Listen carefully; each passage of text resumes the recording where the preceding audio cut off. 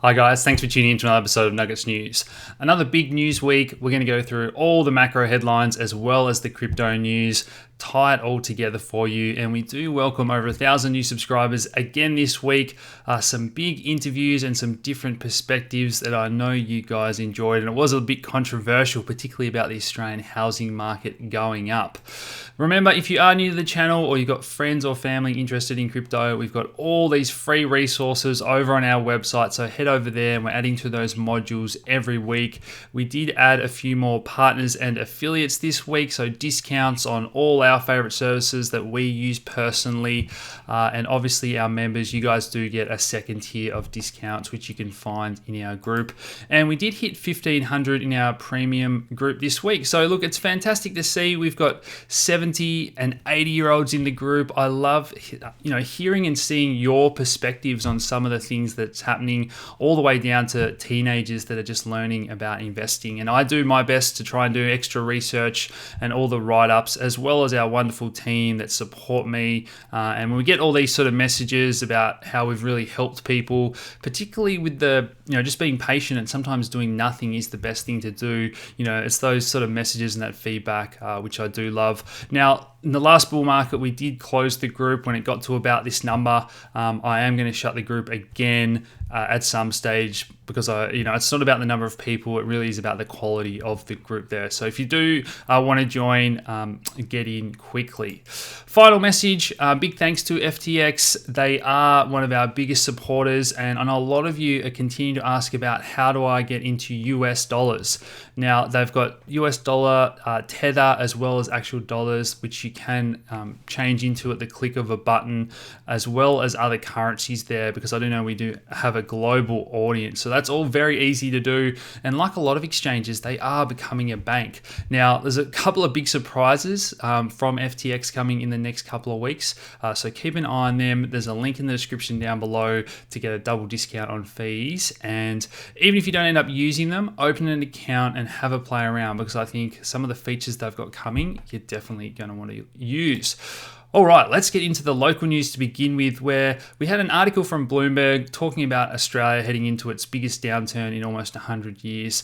We know that they've had this 30-year bull market, and it does look like that is going to come to an end. We're going to head into a recession, maybe not a depression. It just all depends. But look, we made that documentary well over a year ago now talking about the structural issues in Australia, and a lot of those still haven't been addressed.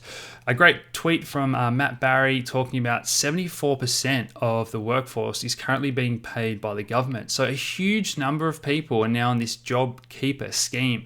This is going to keep the unemployment rate lower, the actual number that we see, because people are still, on the books of their employer. But we still are waiting for the dust to settle and see how this all looks, because a lot of the businesses haven't actually got that money flow through yet, and some businesses don't have the revenue to support people. So look, we haven't got that clear picture yet, like a lot of other countries have with more timely data, but too early to make calls about what the next few months look like just yet. Now, the banks are having to cut back their dividends. I was surprised they didn't scrap it all together. When you're raising money, $3.5 billion, and yet you're still paying out dividends. I know that you've got to reward your investors to some degree, but I think we just need to keep these in mind. If these banks and big companies are still paying out dividends and then things get worse in the next few months, again, can you turn around and say, well, we need a bailout when you've been using that money to do share buybacks and bonuses and still paying out dividends? So the Australian banks are feeling the pinch. They're raising capital a lot like the overseas banks, because they know they have to weather the storm that's coming. Young savers are cleaning out their super. I've spoken about the number of people that are expected to draw out these billions of dollars out of the super system, and this is going to put a strain on everyone, like the banks. Just about every person has the bank shares in their retirement fund in Australia, because there's so few things to invest in, and a lot of the super funds are heavily invested in Australia, as well as property. We're obsessed with property, and sure enough, $1.5 billion cash redemption has been refused by one of these property trusts. So this is, an unfinished story at this stage, because people are trying to withdraw. They have to sell assets, and then the trust is saying, well, we don't want to sell those assets. At the moment, good luck dumping all these properties from a property trust on the market. There's just not enough buyers. So this is this roundabout, and there's no easy answer in sight. And it probably ends up with the government bailing them out and buying more mortgage-backed securities, which we're going to get to in just a second. Despicable Me, that you've probably heard this story that's been going around this week. One of the banks that's been raiding accounts of people that have, linked to their home loan. So taking out extra funds without customers' consent. Where do the banks continue to get off? We've had the Royal Commission. We continue to see these stories of bad behaviour, and it continues to go unpunished. So let me know if you were affected by this in the comments below. Another story here, this was from Macro Business, talking about, once again, the taxpayer is the one that's going to end up holding these assets. A bit of a backdoor bank bailout. A good tweet here from Breewolf, talking about how the banks are going to now self-securitize these generous forbearance loans straight onto the public balance sheet. So with the bad assets, the stressed assets, this is what we see in America, that the banks can now bundle these up into these sort of pretty packages, whether it's CLOs or CDOs back in the GFC, and then sell them off, put them on the balance sheet of either the central bank or the government, and where the taxpayer ends up footing the bill for those bad investments and the speculations that the banks made. New South Wales government cutting out the middleman from what we just spoke about and talking about directly buying up spare housing. So $500 million stimulus plan when there's hospitals and schools, science research. I'll put this out in a tweet. So many other better things that I'd love to see this money go towards. And yet here we are in Australia with this mindset of let's buy off the plan high-rise apartments and buy up property to help the construction industry, because there's been too much overinvestment and too many properties coming online. They're not selling, so government and taxpayers are going to buy it up. Again, just doesn't make sense to me. Stop interfering. We need to get money into other things in Australia other than just being focused on propping up housing. So hundreds of unsold homes are piling up as buyers disappear. This was, I guess, the other side of the argument compared to what Chris Joy and I spoke about, where the numbers that he's seeing are still saying that house prices are high. There's still buyers there, even though the numbers have actually dropped down. The slump in stamp duty, again, it suggests otherwise. The volume of sales has dropped around 80% in some regions. Now, stamp duty, as we spoke about in our documentary, is around 50% of state revenue for these governments. So when they've lost 80% of that big chunk of money that they're getting, they say, well, how else can we get this money? And what is being proposed, and again, I'm really looking forward to hearing your comments and what you think about all this. They're talking about a yearly tax, so similar to like a land tax. If you own your home, rather than paying stamp duty when you sell it once every 10 years, 20 years, you're going to be paying, $1,000, $2,000, maybe more dollars every year just to sort of have that home, rather than paying stamp duty just on the sale. Okay, this is the interview we did. Highly controversial. I don't think we've ever had a video with that like to dislike ratio, but I do learn a lot from Chris. I know he rubs people up the wrong way, but either way, guys, as a good investor, you should always listen to both sides of any argument, even if you come away from it not agreeing there. Now, this fall in immigration, the number's been thrown around 85%. What it's going to mean for the economy and housing, as Martin North and I have covered a number of times, we were in a recession if it was that per capita focus, because we've had so many immigrants predicted to drop by around 300,000 over the next 2 years, they're saying there. Now, not the first time it's happened. A tweet by an avid commentator, he was saying over a 5-year period back into 93, we had immigration drop by similar figures there, and unemployment rose to around 11% at the time. So this is going to be a hit to our economy, and I think it all ties together with the fact that a lot of countries around the world are looking at less travel and immigration. So these are the countries that are going quite well, that are considering opening up their borders to each other. Definitely our friends across the ditch in New Zealand. I know we've got plenty of subscribers from over there, so hey to you guys. But possibly Canada, they're saying here, I'm not sure about that. South Korea, a little bit closer. Singapore as well. So look, these are the countries that maybe that is going to help us a little bit, just get that edge over a number of countries that are just going to have to keep their borders shut altogether. The coronavirus app in Australia, it got a few million downloads very quickly, and that has sort of stalled. Now, the government have admitted that the app isn't operational yet. I know, I don't want to pick on them. They have had to really rush this out, and building any app's not easy, but this app is not yet functional, and we've actually had reports that it's interfered with other apps. So if you have any very important apps, there was a diabetes app that monitors your blood glucose.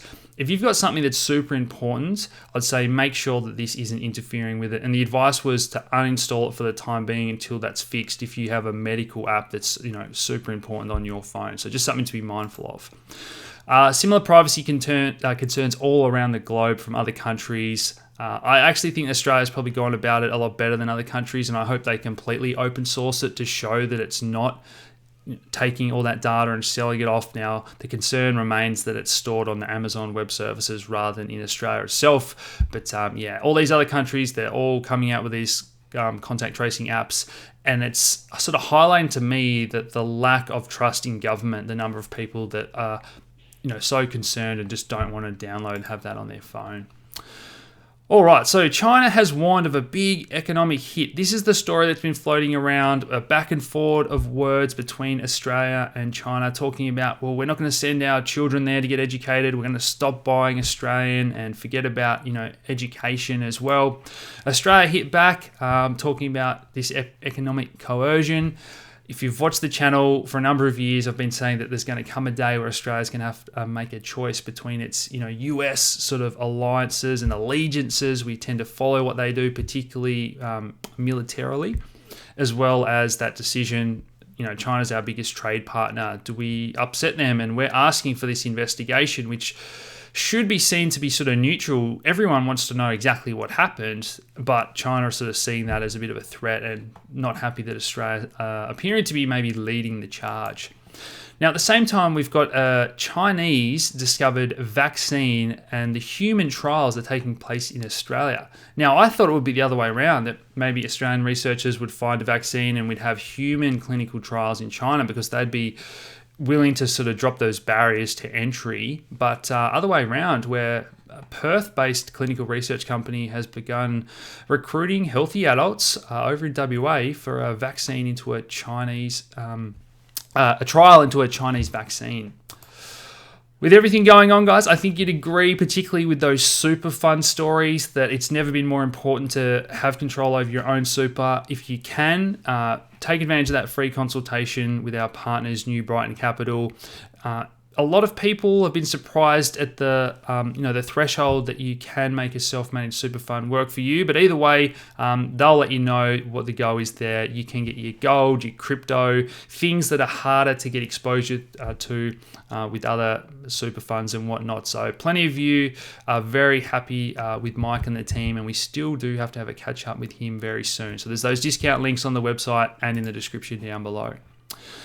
Sticking with coronavirus, we've had more drugs come out and showing a little bit of promise. So if you've ever had a Zantac for heartburn, another drug that's in the same family, famotidine, has actually been trialled for COVID. We'll see how that goes there.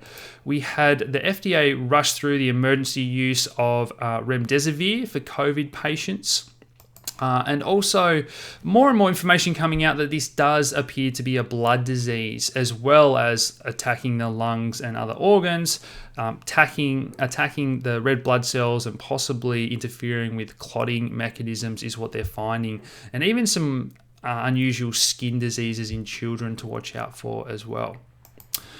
Over 4,900 meat processing employees have tested positive. So these are the supply chain issues. We saw it at Amazon in terms of everything that they do.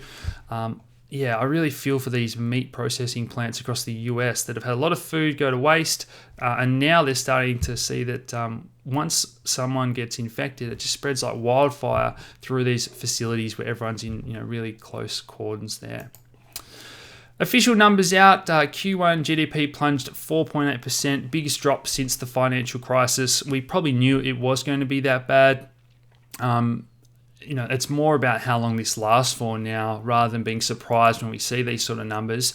And this was a good little interview, only 7 minutes long, on Bloomberg. So Bob Michel talking about how he really thinks it's a similar feel to Q2 of 2008, where we've got that next wave to come. I think everyone's being a little bit too relaxed, and we're going to get to the market in just a second as well. But a number of things changed this week. So Trump came out and said he's got convincing evidence. He's seen that coronavirus did originate in that lab in Wuhan, and he's even threatened retaliation. So just when we had the sort of phase one of the trade deal and things had settled down a little bit, there's no way that China are going to be buying extra agricultural goods from the US now with everything happening, and Trump's threatening, more tariffs and retaliating here. So look, the yuan crashed after Trump did weigh in and talk about blocking even the retirement funds' access to Chinese stocks. So these are all the sort of the Cold War, the ways that you can play it without actually, firing it at each other, and the hot war scenarios.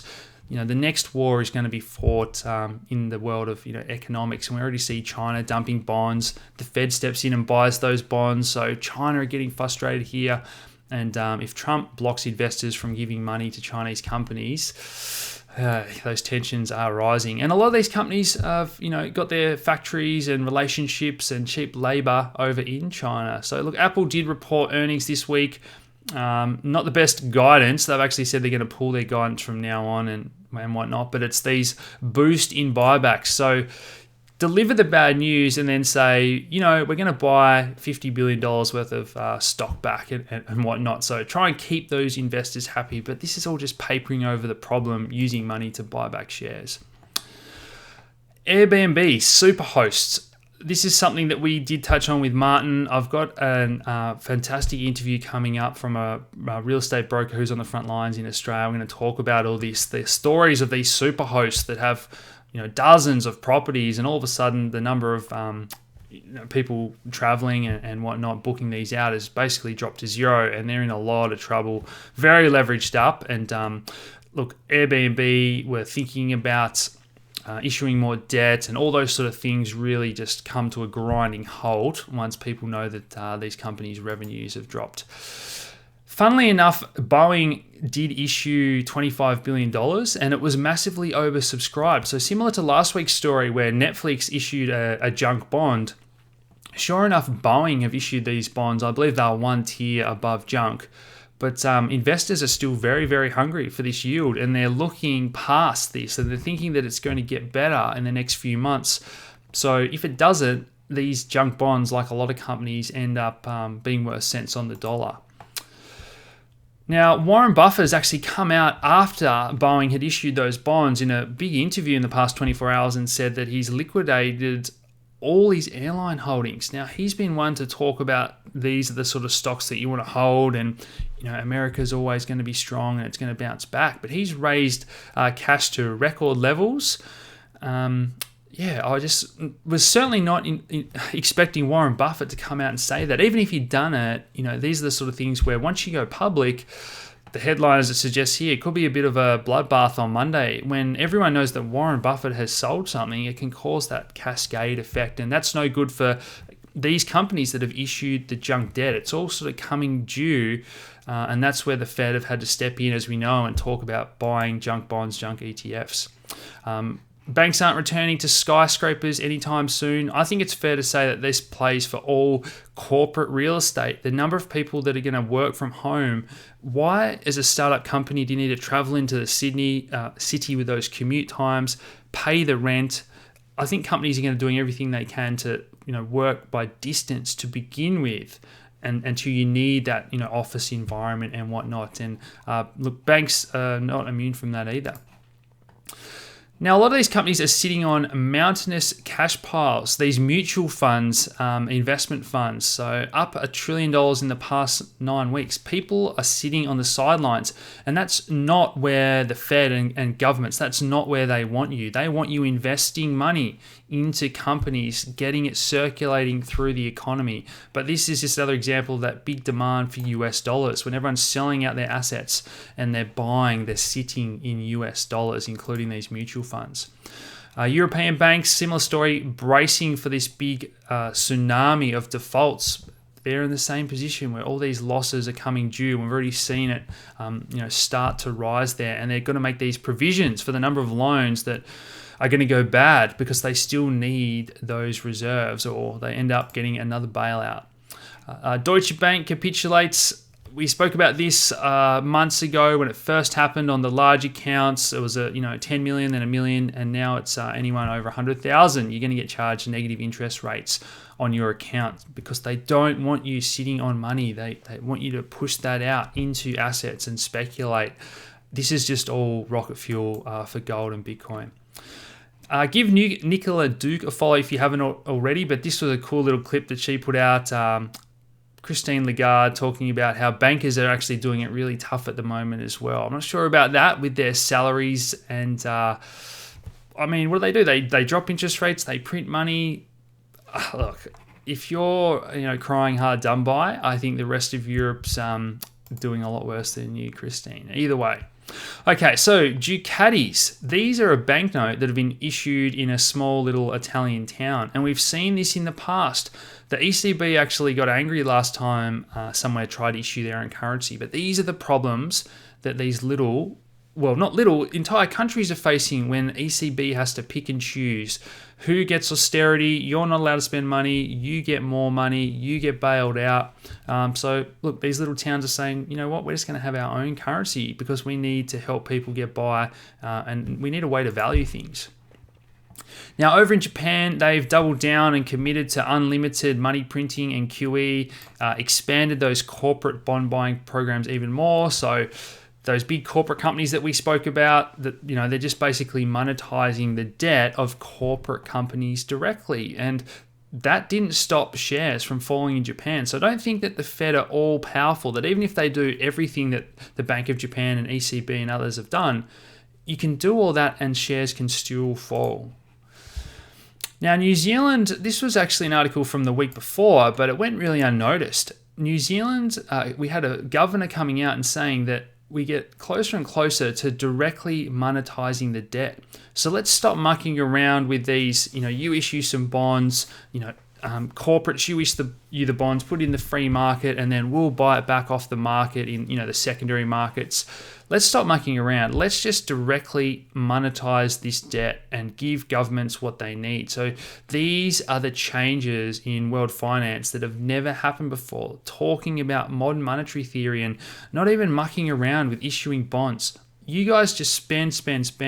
We'll just give you the money, directly monetize all this debt. And it's not these far left field countries. This is New Zealand that are doing it. They're talking about negative interest rates.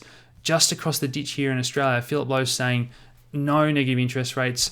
We would never directly monetize the debt. We want to taper QE, and I think that's why the Aussie dollar's going up, because he's been too nice a guy. He's not as aggressive as these other central bankers and investors and speculators. They want aggressive. They want free money. So Phil Lowe's probably actually doing the right thing by Australia in the long term, but that's not what investors want. They want free money. The Fed have cut back to just $8 billion a day. Crazy to think that $8 billion a month would have been a taper a little while ago, but $8 billion a day is what they've tapered to, and markets did roll over a little bit towards the end of this week, which is what I've been waiting for. I'll get to that in just a second, but I do believe that the Fed were holding markets up to some degree. Jeff Gundlach said he was stunned to learn that the Fed hasn't actually bought a single corporate bond yet. So even though they have all these shell companies and these facilities to indirectly buy up all this junk because they're not allowed to do it themselves, one of the things that central bankers do is, jawboning and projecting confidence into the market. And sure enough, that's worked, because when the Fed come out and say, we're going to buy all these junk bonds and ETFs, well, investors pile into them, and that's the trick that the Fed has used here. So I'm not sure how accurate it was, if these are the most up-to-date figures, and we have had some of these bonds purchased by these shell companies and by BlackRock and whatnot, or if it's been an entire bluff and confidence move, the forward guidance, as it's officially known, that's bluffed markets. And if it has been an entire bluff and the markets find out that the Fed hasn't actually bought anything yet, maybe that is another reason to have a bit of a rollover and start a retrace. So A few weeks ago for members, I did highlight the area that I was looking for markets to get to US stocks for a short, and we got there today. And I think the reality is that 1 in 5 Americans have lost their job just in the past few weeks. I still think that everyone is way too bullish and thinking things are going to get better. I don't think stocks believe to get up here near 3,000, anywhere near record highs with everything that's happening at the moment. So look, it was great to get a fill there on my short. SPX 500 is the ticker for those of you that want to short that on eToro as well. And for the Australian markets, the ticker is Oz 200. If you haven't traded before, make sure you use the practice account there because you shouldn't short unless you are an experienced trader. All right, so Jerome Powell has come out and attacked modern monetary theory. This was what Simon Dixon and I got into the other day, where the banks, the central bank and the government, they all want their power. They don't want someone else to take it off them. So Jerome Powell doesn't want to have a bar of governments thinking that they can print their own money, spend their own money, and that they don't need the Fed. So of course he's going to come out and attack modern monetary theory.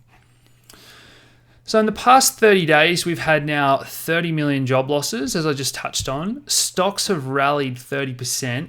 And if this continues, it would only be 3 weeks when we'd have 55 million people that have lost their job in America, and stocks would find themselves at record highs if everything continues in the pace it's been. And maybe that happens. We do live in an upside down world and anything's possible with Trump and Powell both printing money at record pace.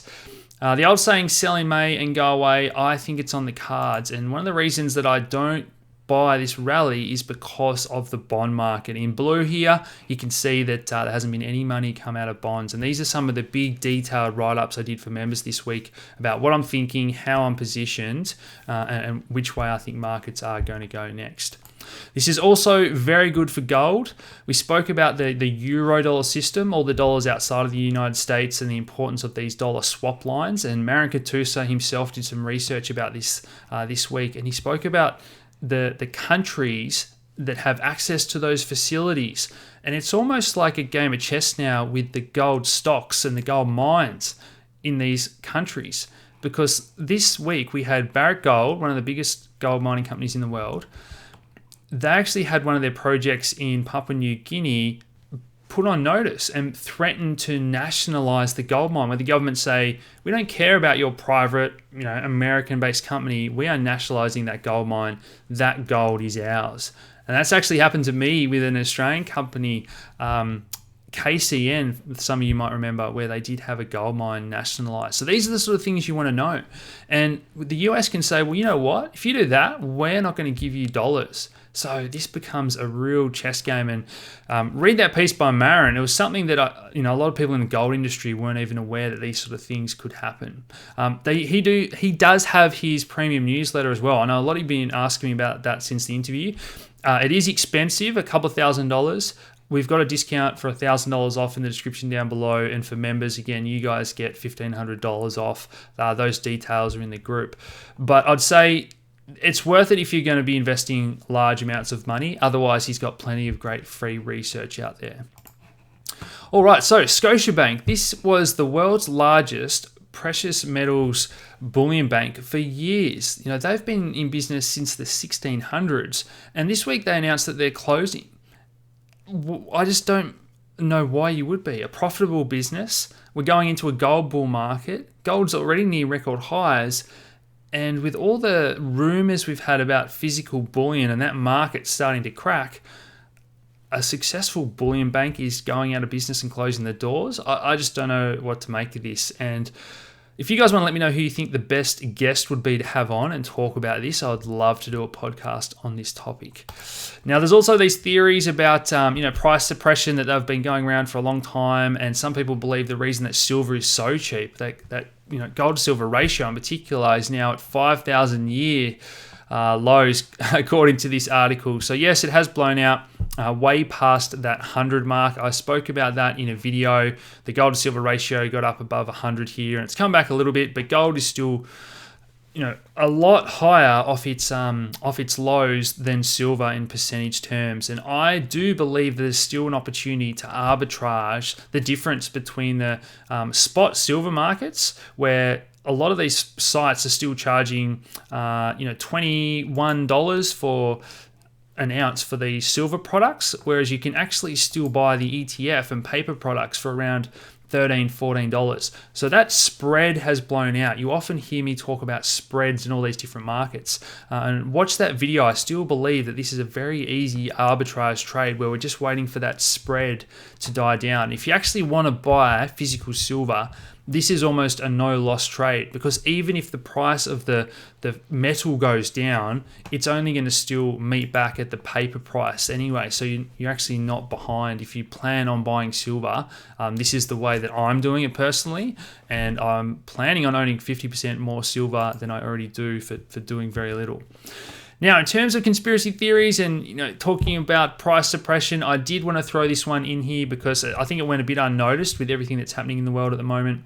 The Pentagon finally declassified these Navy videos confirming UFOs that they taped. And look, I find this stuff fascinating. I know plenty of you do too, but that's all I want to mention there.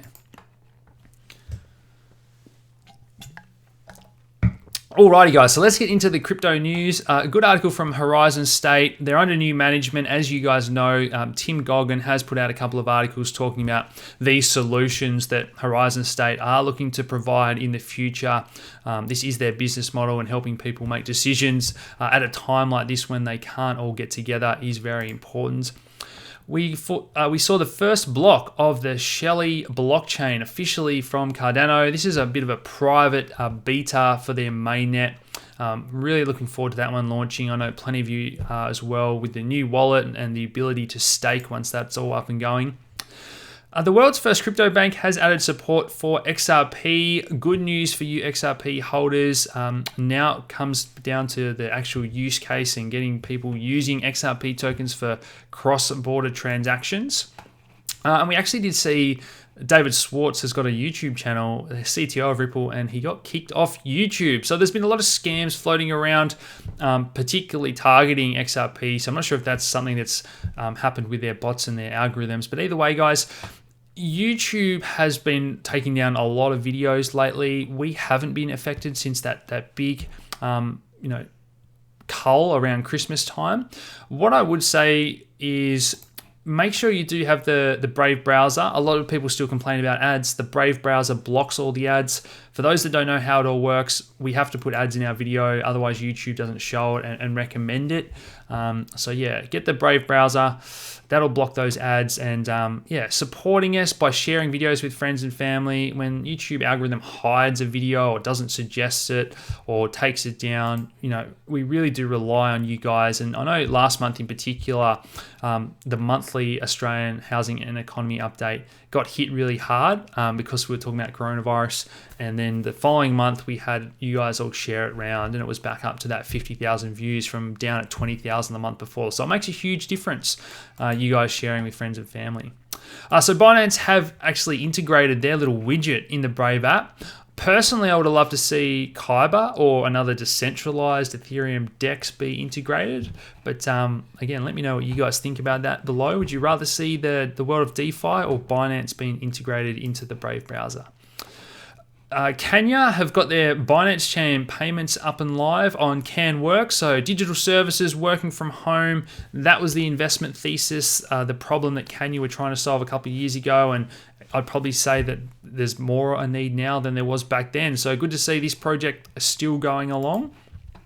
And Binance, the big news this week was launching their mining pool services. So a lot of you are familiar with the earning ability and how you can stake some coins on Binance. They've already launched a range of those proof of stake services.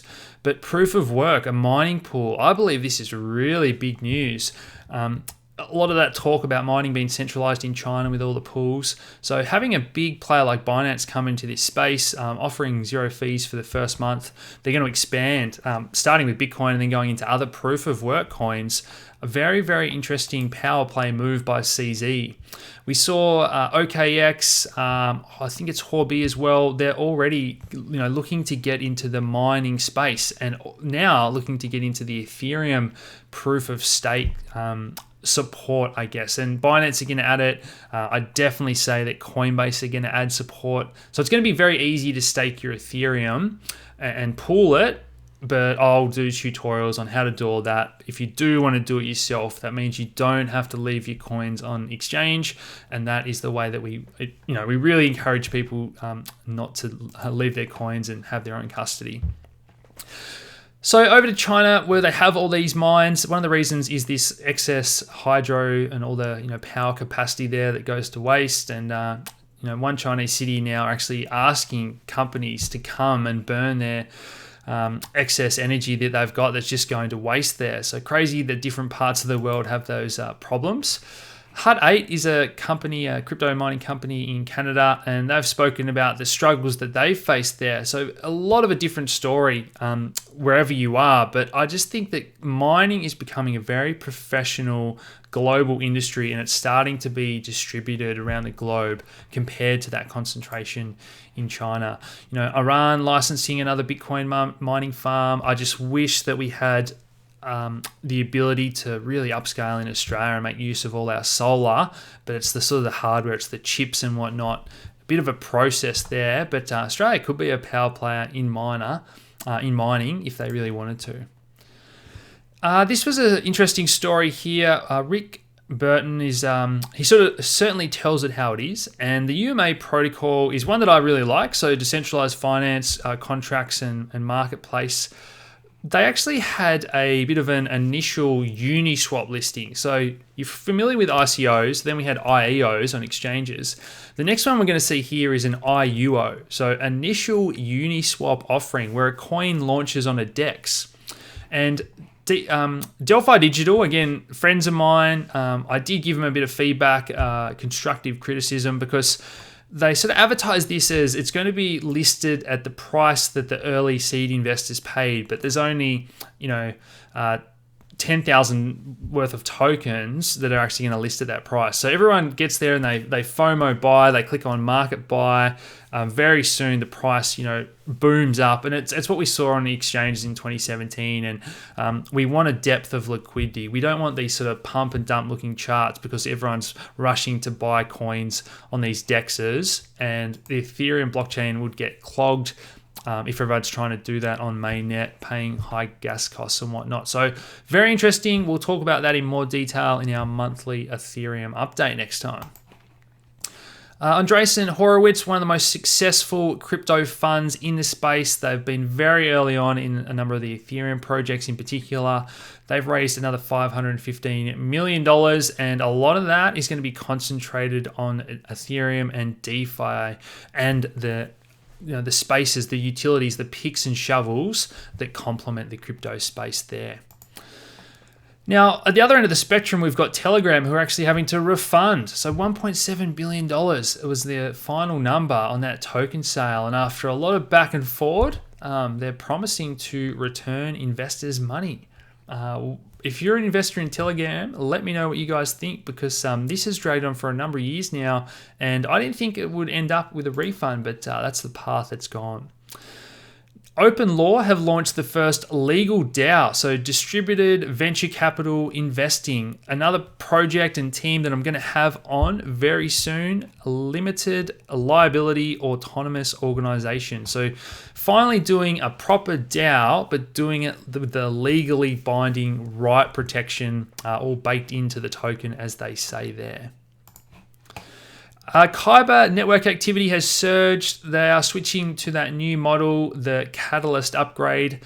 I did a write-up about this for members a very long time ago. This was back in mid 2019. So look, Kyber's up 500, 600, 700% since then. That has been our best performing investment this year after synthetics was the best performing asset in 2019, and we got that one early. So look, we have been on a bit of a roll with those DeFi projects, and the team being able to help me with my research, and members, I know plenty of you got into Kyber. So look, I still think the best is yet to come with that one, and one I'd probably look to add to if we get another pullback in the crypto markets.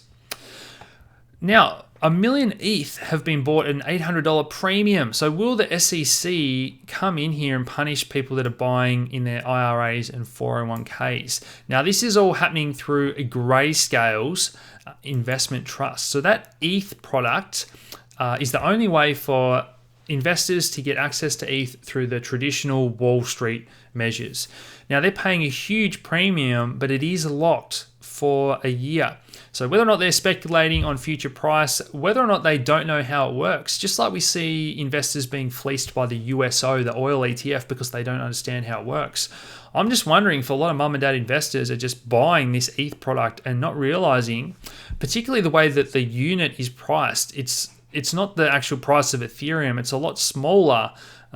So when they see this number, $92, they think, oh wow, that's actually, I'm underpaying for ETH, but it's actually 0.1 of an ETH, I believe, that they're buying there. So you're paying $920 effectively for one Ethereum. Anyway, people are getting excited for ETH 2.0, maybe too much. A final bit of good news, Italic has come out and said that the new issuance will be around 2 million a year. Now, with Ethereum supply being over 100 million, that makes less than 2% inflation. So everyone's getting very excited about the halving because it'll reduce Bitcoin's inflation down to about 1.9%. Looks like Ethereum will actually have a lower inflation. Now, if one of the improvement proposals gets passed, that means that a lot of the fees that we're using are actually going to get burnt. So Ethereum's inflation could be maybe lower than that, 1%, even flat, or possibly deflationary, where the actual circulating supply is reducing. So very much making the Ethereum, store of value argument a lot stronger there. Last couple of stories about Bitcoin. Before we get into the charts, we've got the 3-month implied volatility has never been so cheap compared to realized volatility. Now, as you can see here, Bitcoin's volatility is trading a lot lower than what the actual moves have been. And this is a trade that you can execute on FTX. So one of the products they've got are these volatility products. We put on a trade this week actually with the daily move product. So I've done a tutorial about this if you want to watch and learn how to do this. But basically you can bet on the daily move, how big the candle is going to be from when it opens to when it closes. So the other day this got down to under $100, and then we have that big move. So Bitcoin might end up moving, I think it was over $1,000 for the day. So that's a great way to play the volatility. If you know that a big move is probably coming, but you don't know which direction it's going to go. And that story there has definitely backed up some of that research that we've been doing lately, as did this skew tweet here. Plan B put out an updated stock to flow model. So this is more of a cross asset model where he compared gold and silver as well, and talking about how different monetary assets and even physical properties of something like water, they go through state changes. And his argument here is that Bitcoin sort of went through these different changes where it was just a concept initially, and then more of a payment system, and then it became that sort of digital gold, and now it's really turning into a true financial asset. And again, this is something that I think isn't been spoken about enough. We've got people saying that Bitcoin's performed badly lately, whereas it's actually the best performing asset this year again. When you think about traditional markets that have had trillions printed in QE and all these rate cuts, circuit breakers when stocks fall, bailouts, bail-ins, share buybacks, capital controls, and now we've got unlimited money printing. Bitcoin doesn't have any of that, remember. It continues to trade 24/7 no matter how crazy things are in any part of the world. And despite all that, it is continuing to just, produce a block every 10 minutes and go about its way, and it's the best performing asset. So the final piece of the puzzle is getting this deep liquidity, like bond investors and gold investors and Forex markets, where you can basically sell any amount of currency and there's always going to be a buyer, and you're not going to move the price if you sell $10 million worth of Aussie dollars to go into US dollars. There's really deep liquid markets.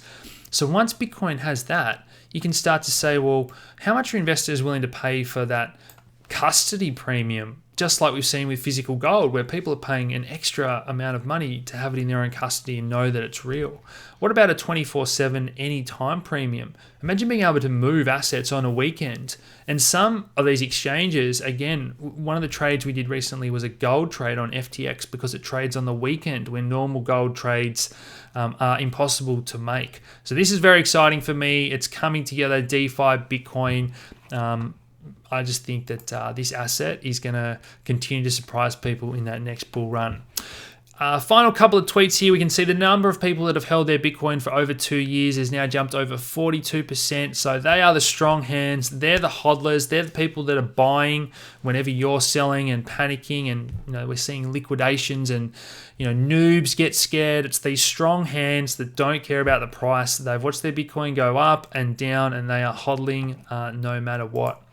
We have seen the Google searches for Bitcoin halving continue to go parabolic, and even just within a week, it's charged past this previous all-time high around the last halving back in 2016. So retail interest is starting to pick up a little bit. In terms of the charts, last week we were looking at this 3-day chart. It looked like a bull flag to me, and we did get that this week. It actually broke out quite substantially. If you have a look at the measured move, that would take us to anywhere from around 10,000 to 10,500, where we would see these next resistances up here.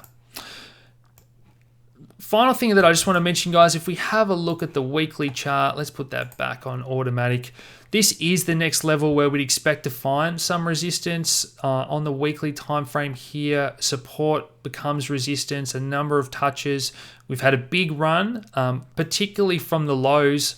We didn't give all those investors that were waiting for a pullback that nice, easy entry. So yes, we've had this run, we've tagged it.